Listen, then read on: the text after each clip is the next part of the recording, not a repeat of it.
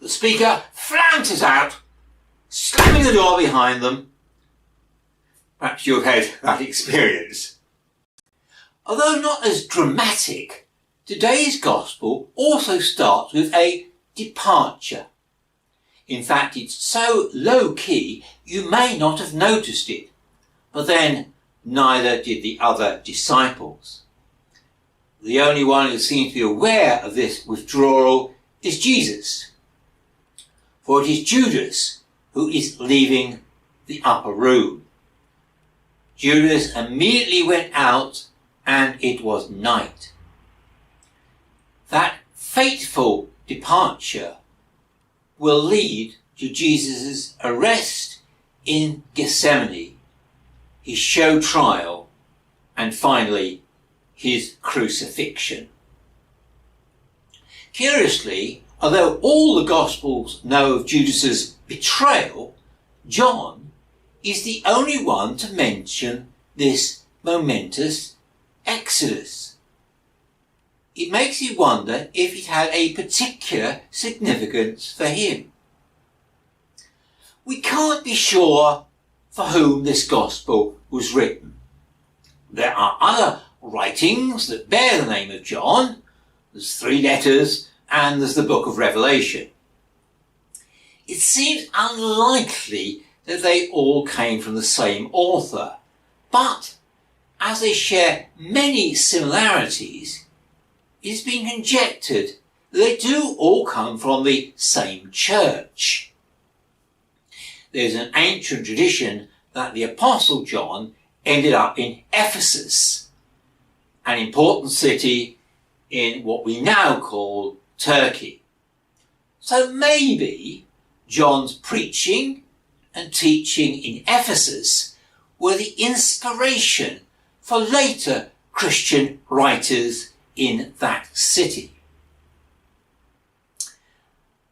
Judas's departure may therefore have had particular interest for this church because they too suffered a significant exit from their congregation. The first letter of John writes, "They went out from us, but they did not belong to us. If they had belonged to us, they would have remained with us. But by going out, they made it plain that none of them belonged to us." We don't know what lay behind this exodus.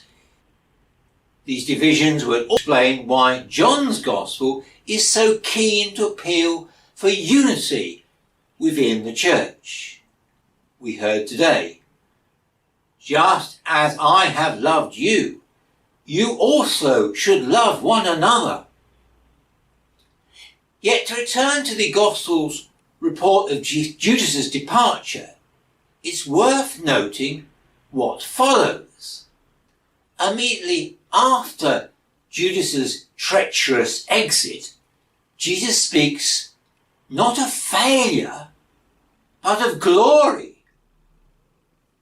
When Judas had gone out, Jesus said, "Now the Son of Man has been glorified, and God has been glorified in him."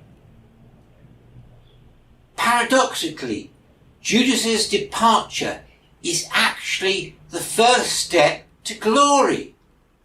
For when Jesus is lifted up on the cross, he reveals the length and depth and breadth of God's love.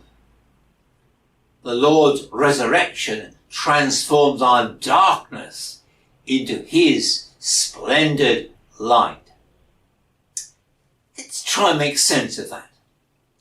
Tattoos are very popular these days, but once engraved on our skin, they cannot be erased.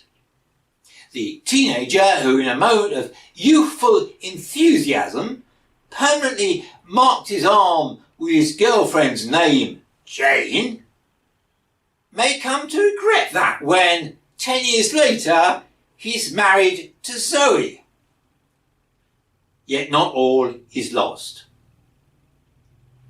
A skilled tattooist may not be able to erase the name, but with clever additional strokes, they can transform the letters into a beautiful picture. We too can leave nasty marks on our lives by exiting from the way of love. We can leave unsightly stains on our relationships when friends separate. Ugly blots can mar our history when the church splits and divides. These failings, tattooed on our lives, may be permanent, but we need not despair. The Lord, like the skilled tattooist, may not erase these failings, but he can transform them into something splendid. Jesus turned Judas's treachery into the glory of the resurrection. We don't know if the schism in the Ephesian church was ever healed, but we do have a reading that gives hope. The book of Revelation, which also bears the name of John, sees the church as no longer broken and divided, but now as beautiful as a bride, as one translation puts it.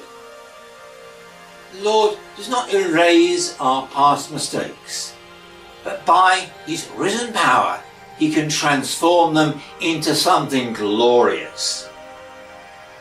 The one sitting on the throne spoke, "Now I am making the whole creation new."